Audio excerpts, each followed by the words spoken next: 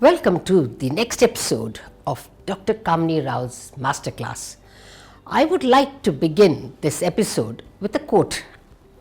The path I am walking on is studded with diamonds. Yes, it may seem pretty, but it's hardest to walk on. Any guess about our next guest, viewers?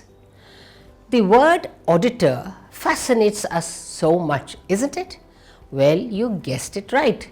He is a chartered accountant and known to have authored various books on taxation and corporate topics. Besides, he has completely used the lockdown period in publishing several articles on tax and company law. He held positions in the executive vice president, group taxation. His signature is powerful than any celebrity. For him, income tax is life itself. Everything else is ensuing. Welcome to the show, Mr. Ramanujam. Thank you. It's good to have you with us today. So, my dear friends, we are going to have Mr. Ramanujam, who is an auditor, tax consultant par excellence, and he is not going to talk to you as an ordinary auditor, but I am going to take you on humor in tax. So, Mr. Ramanujam, a little bit of your background in education. How did you actually get into being a chartered accountant? Yeah, thank you very much, Doctor. And it's a great privilege for me to have been sitting next to you. And I know that most of us, we have not experienced God in person, but according to me, the doctors are almost equivalent to the God, Messiah of God. I would say I am one of the persons who got immense benefit due to the help rendered by doctors at regular intervals. And today what I am is because of the doctors, and particularly your husband, who took care of me when I was having a heart problem about 30 years ago. And that I am still able to do it and achieve certain things is because of the doctors, and my pranams to all of you. And I wish and pray that your service should extend to next and more generations. In fact, I'm very happy that I'm sitting next to a Padma Shri awardee. In fact, that is again one of the great privilege for me to be there with you. Madam, it is like this.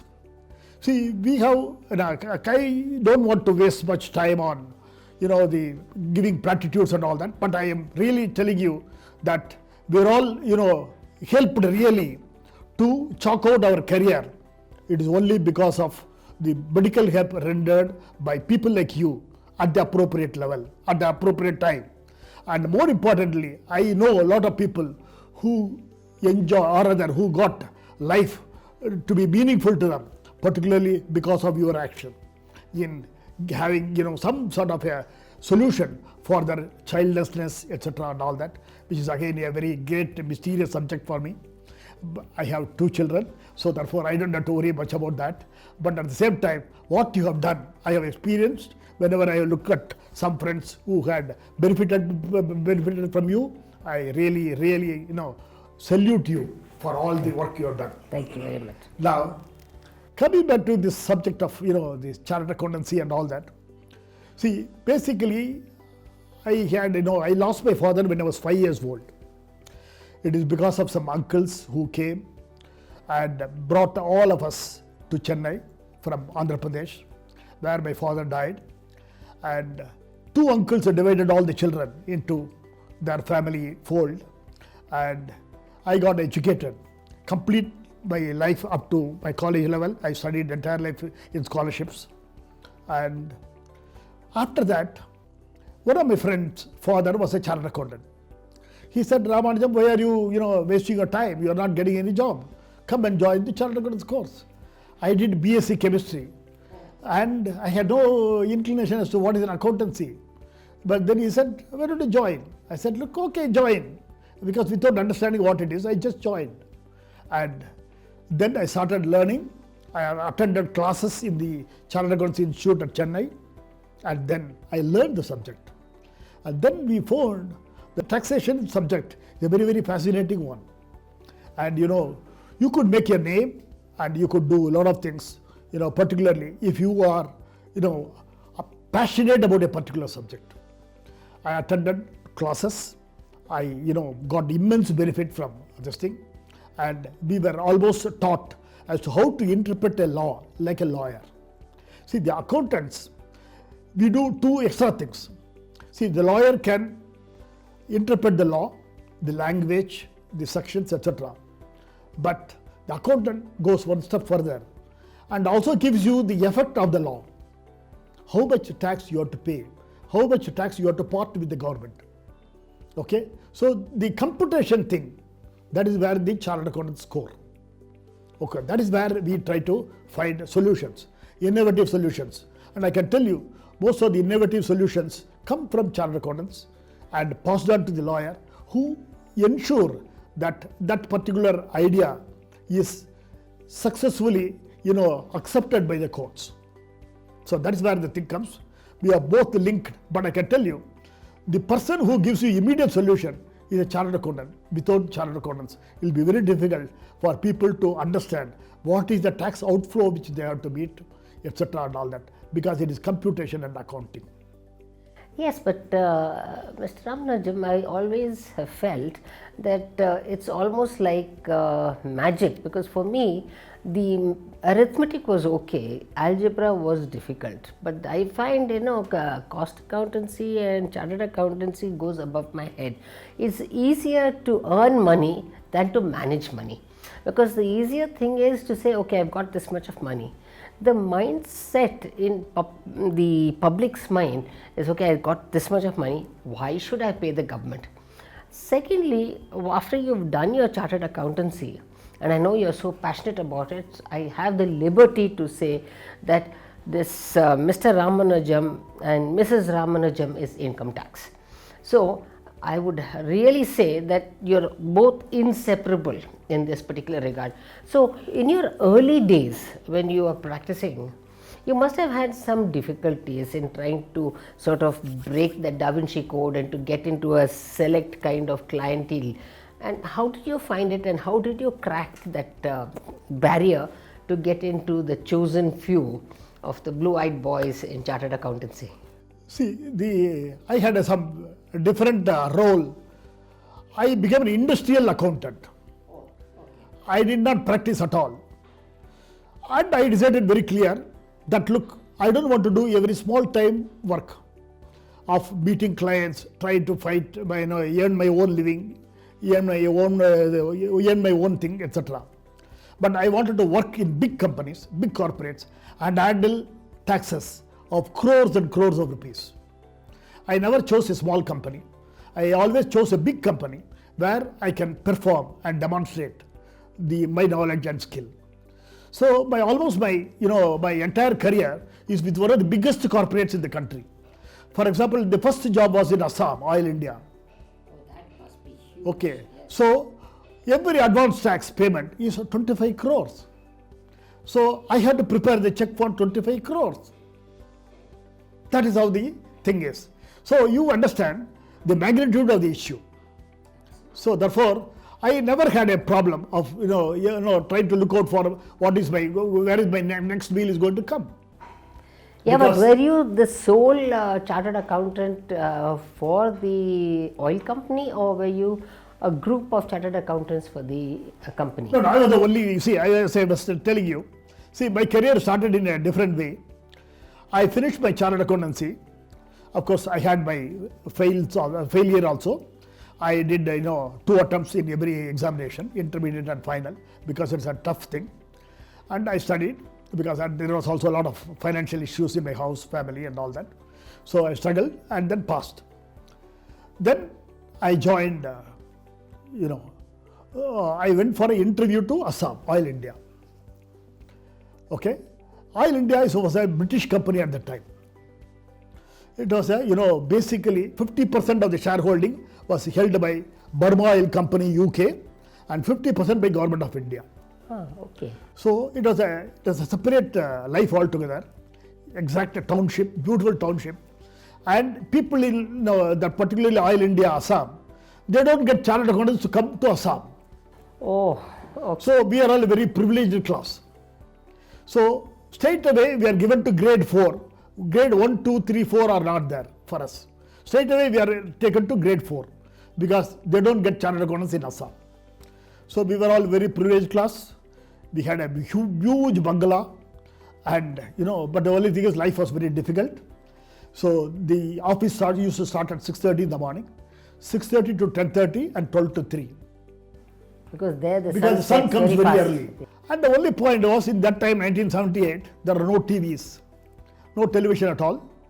And so we had no other entertainment excepting the club.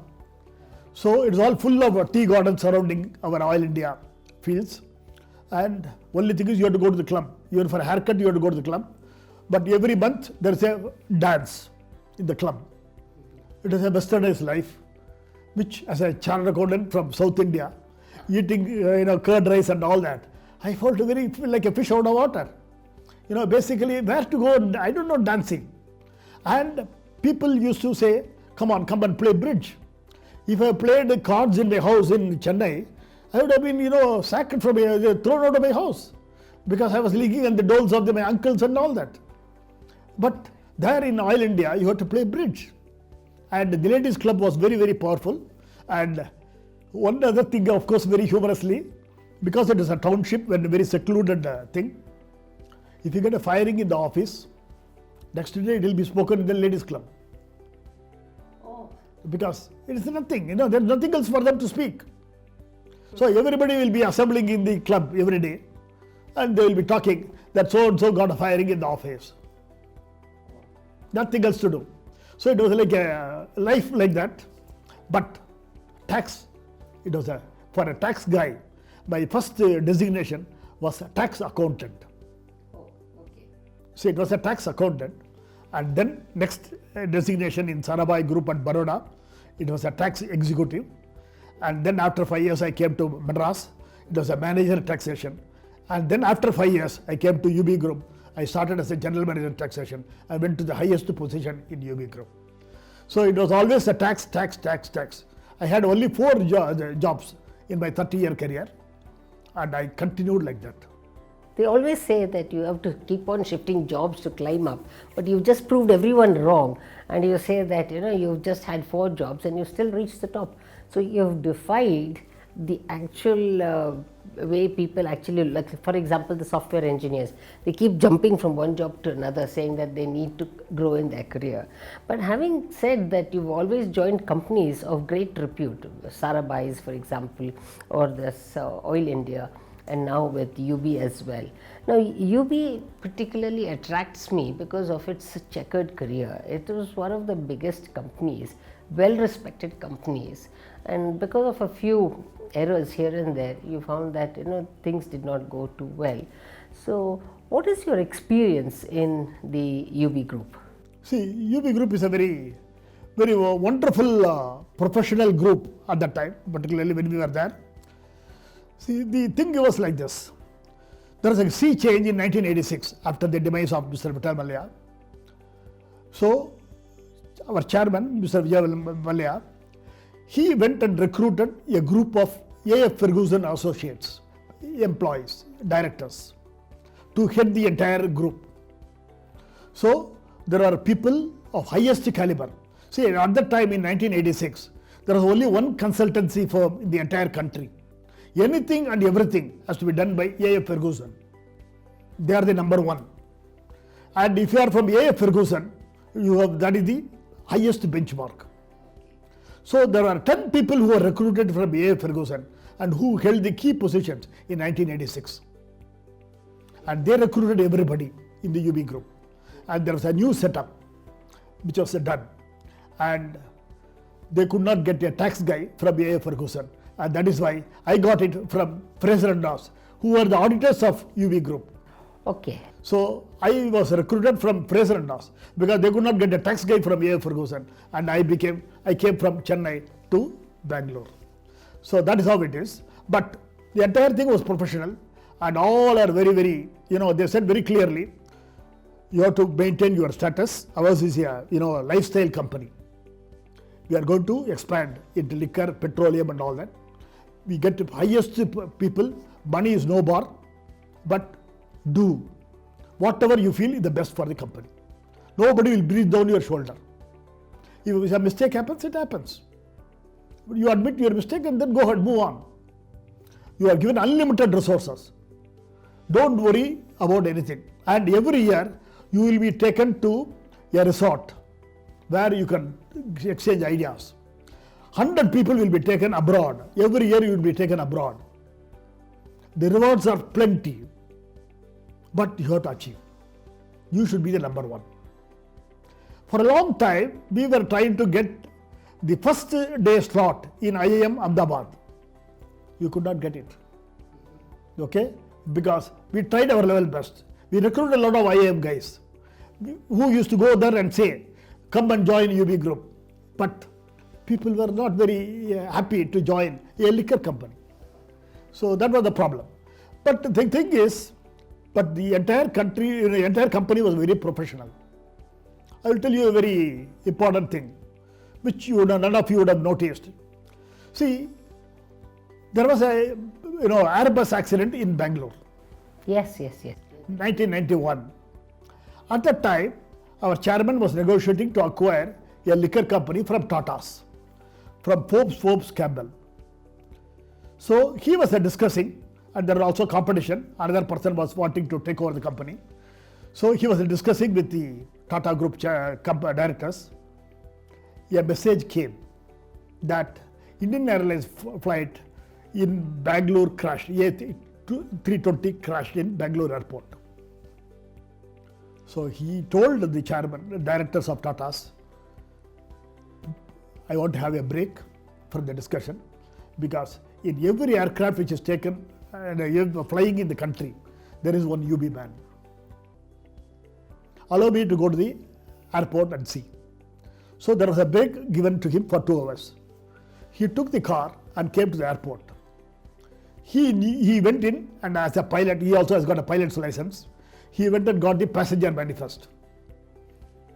He looked at it and then immediately circled the name of one boy known as Chandrasekhar, who is an MBA, IIT MBA. Okay. He just identified his name, circled it, then called the office and told them, one of our people have died. Please provide all the help to the family. Went back to negotiation. Fine. So immediately we all started acting. So the instructions were given. The one person should go to Chennai, pick up their family, old parents from Chennai, and bring them to Bangalore. Second, who is in charge of? I was in charge of insurance, premium and all that for all the executives. Find out what is the insurance we can get for the boy. So he said it was 1 lakh. So it was from United India Insurance, Chennai. So Ramanujam should fly to Chennai and collect 1 lakh. The decision was taken. So taken, all that, everybody started acting and everybody started doing that. Next day, chairman came. So there was a big meeting, a condolence took place, and then chairman called. Who is in charge of insurance? Said Ramanujam. Okay, what is the insurance compensation you are going to get for the boy? I said, sir, it is 1 lakh. Why 1 lakh? Sir, he is a management trainee, so we gave him 1 lakh. If Indian Airlines can pay 5 lakhs, why not I pay 5 lakhs? I said, sir, you can pay any amount, but this is what the premium which we have covered. He said, okay, do one thing. Administration officer should go to Indian Airlines and collect 5 lakhs. We will give you extra 3 lakhs from the company. And 1 lakh Ramanujam has got it from the insurance company from Chennai. So 9 lakhs give it to the parents and then take care of them. Give it to them. They started charity with 9 lakhs. So then immediately instruction was given to me saying that double the premium and I want everybody to be given much more coverage. All the management trainees. So really you double the premium. I don't care. I want everybody to be taken care. So this is how the thing is. I had a bypass, immediately call came and they said provide all the help. And thanks to your husband who was in charge of the medical thing in the entire center in Malay Hospital. I tell you, I got the best of treatment, though I had stayed there for more. I overstayed there for 45 days, but still I had the best of treatment and all that. And everybody took care of me, and everybody knew the only way to cheer me up was to talk income tax during that 40 days. So I was doing income tax in the office, in the hospital bed. So I really enjoyed it. So you really didn't stop doing practice of law and tax, even though you were on the bed. That just shows how much of tax runs in your blood. Because that was a very important thing for us. That is really good. Very important. But then, Mr. Ramanujam, tell me then, why did you get into this kind of a problem? See, it is like this. See, one is, there are businesses which you can say that look, you should not get in. There are businesses where you can try. See, we always say anything, both in income tax as well as anything. Try anything once. A business can prosper, a business can fail. Okay, but try anything once. Now, for example, in this case, Mr. Vijay Mallya had the pilot's license. Every year he renews the pilot's license. So he has to have compulsorily 30 hours of flying. He renews it even today. Oh, okay. He has to have that. So now, he says, I want to start an airline. Now, who can say, son, don't start? He says, I got a flying license. You have? If you have, I can listen to you. We could not talk to him.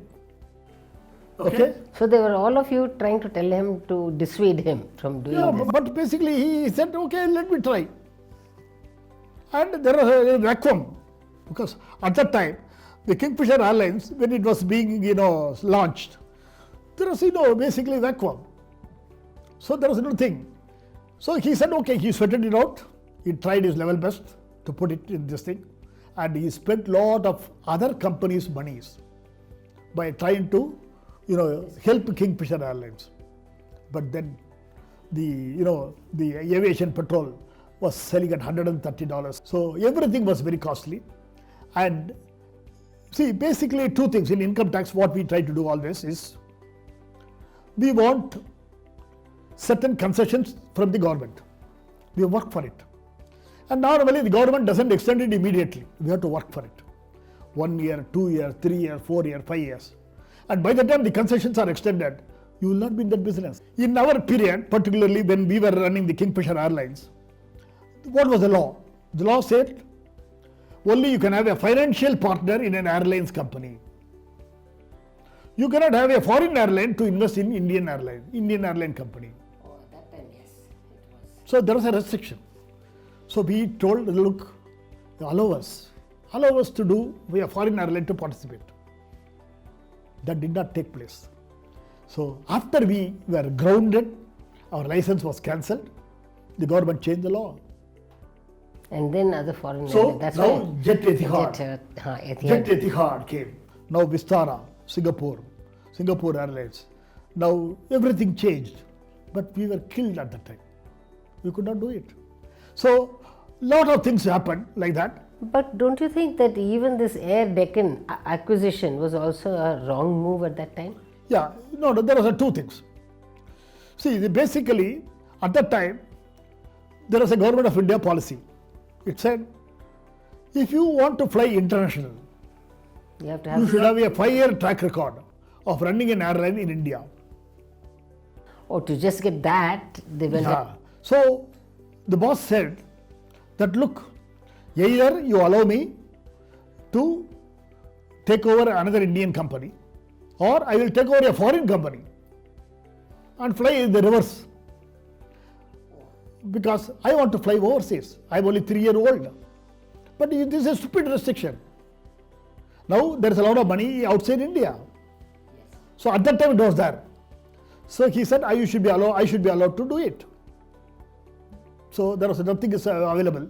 Only Deccan was available, and we took it over. The problem with the Deccan was, the business model was lopsided. Yes. They said, we want to allow people, common men, to fly at 1 rupee. And particularly when the aviation turbine fuel was selling at $130. How was he going to get that subsidy for the common man then? Thing. See, basically that's how it is. So he killed that business indirectly. It was a hopeless business model where nobody could make any money. So we have to get out of that. And we had a lot of problems to get over that. Even today, he is saying that he did the wonderful thing. He has written a book, Captain Gopinath, Simply Fly. But the point at issue is that is a wrong business model. And we acquired that business at a huge cost. And we also had a loss of 6,000 crores and above, which we inherited because of the acquisition. Quite a bit of that must have been his headache at that time. And for Captain Gopinath, that would have been the right time for him to sell. Correct. Exactly. So, but anyway, the thing is, everything went, topsy-turvy. But I can tell you again, you take our main businesses, liquor and beer. They were doing well all the time. See, today, our beer business, 1 rupee share is selling today at 1,300 rupees. 1 rupee share. Which is really good. Okay. So you can imagine, if it is 10 rupees, it is 13,000 rupees. Okay. And liquor company, we have sold 54% stake in that company, liquor company, to Diageo, which is the number 1 company in the world, for 18,000 crores. So you can imagine the value which we have been created. People are wonderful, all professionals, and I can tell you, every year there is one of the things which is done, mandate to the HR department is, you have to evaluate the best pay structure in the top 10 companies in India. That should be adopted in UB Group. Oh. Every year there is an assignment given to the HR. Do a secret survey. What is the best HR remuneration policy followed by the top 10 companies in India? That should be done in UB Group. There is no 50 rupees increment per year and all that like a government company. You have to perform and you have to do it. And sky is the limit. So that's how it happened. The liquor and beer companies are doing very well. Unfortunately, one company which went doldrums, Kingfisher Airlines, created a lot of problem for others. But one thing I can say that the Kingfisher Airlines really had class. Really had class. Whatever he did, he came on the small screen and he wished everyone, a bon voyage, and also he said thank you for your business. I mean, no other airline ever did that. No other airline acknowledged it. And also he carefully had the staff selected, the uniform, and looked into every small thing like the food, how it is served, the cutlery, and whoever looks into all this, the fine dining, because he felt that he must give it and he must prove that we are a cut above the rest. Even we tried to distinguish ourselves. Yes. But the only problem is, the circumstances were against us. The odds were against us. I feel very sad because having known him personally, obviously, and I feel as a personal friend, a very warm-hearted person, really dildar. And he is like a Maharaja. In fact, I can tell you a lot of things like, some employees come and say that, look, sir, I have lost all my, belongings in the floods. So I want some money. Okay, take it. So another person said, look, there was a train accident near Bangalore where I lost my sister-in-law and our child. I want some help. Okay, take 2 lakhs. It is done like that. Yes, but that is what is actually saving him today. Yeah. I mean, there's so much of goodwill around. So, a lot of goodwill is there. In fact, I can tell you, despite all the problems we have today, the exit barrier was there, very much there. Nobody wanted to leave UB Group. Very few resignations ever took place. Yes. And we have never sacked anybody excepting for, their lack of integrity. Yes, that was one. Okay, we have never sacked anybody. Okay, we said, okay, if you can't do that work, okay, you will be shifted to another portfolio. But we have never sacked anybody. and we have allowed everybody to this thing. Lot of people who were sick, had a kidney failure and all that, everything is there.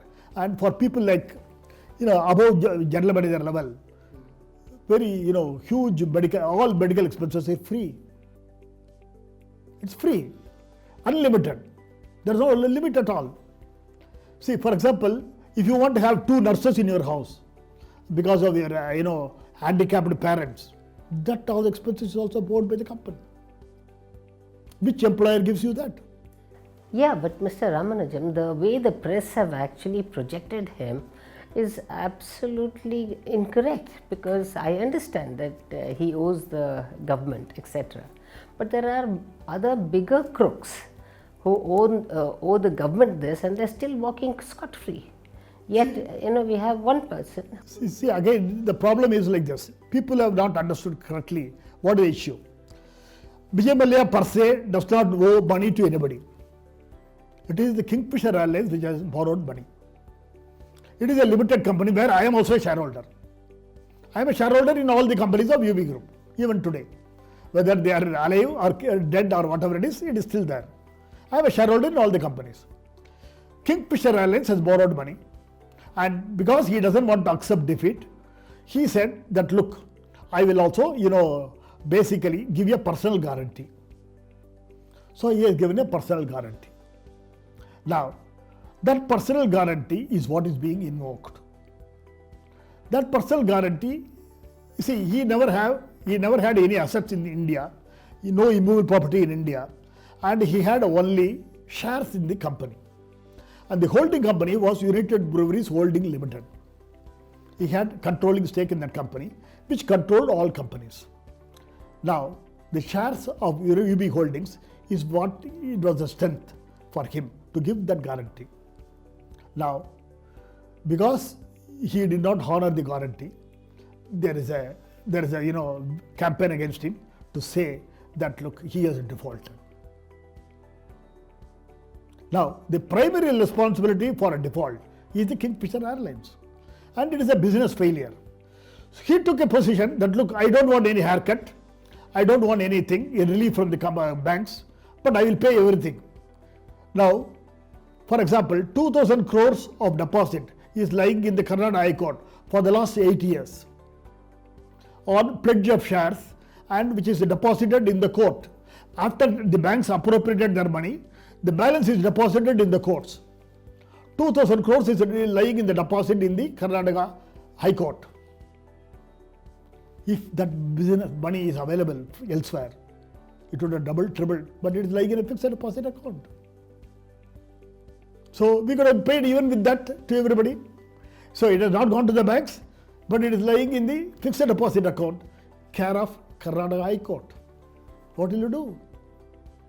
So that is how it is. No, it is not a benefit to anybody. But I think one thing, he should have paid the Kingfisher employees. No, I will tell you. See, it is like this. We have never defaulted to anybody. The problem was when banks all were, banks were saying that, look, we will not allow you to operate the bank accounts. How do you pay? How do you pay employees when banks, you see, you have to put the salary in bank account of the employees. So bank has to give you a mandate. Now all bank accounts are frozen. What do you do? Everybody comes out with once you are in a default situation, every person comes and says, takes an action against you. I will not allow you to draw money. Where do you do that? So can you believe United Spirits gave money, another company gave money, and they gave salary from at once to the employees of the other company, Kingfisher Airlines. So in that way it cannot go on. See, it can happen once, okay, but it cannot go on. So in that way we were, almost choked from all corners. Very unfortunate.